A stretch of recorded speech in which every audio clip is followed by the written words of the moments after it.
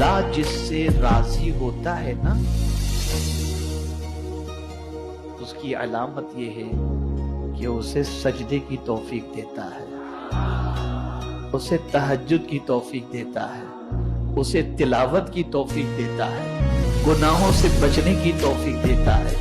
नेकियों की तौफीक देता है। किसी का माल देखकर ये ना समझना कि अल्लाह उससे राजी है। अगर गरीब है लेकिन सजदे कर रहा है, हलाल खा रहा है, हराम से बच रहा है, अल्लाह के इरशाद पर अमल कर रहा है, गुनाहों की दहलीज पर कदम नहीं रख रहा, तो समझ लेना कि अल्लाह इस बंदे से राजी है। और इसकी रजा का हाल ये है कि हुजूर सल्लल्लाहु अलैहि वसल्लम इरशाद फरमाते हैं,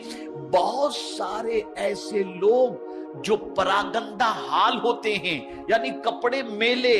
बाल बिखरे हुए, सरकार फरमाते अगर वो रब पर किसी बात पर कसम खा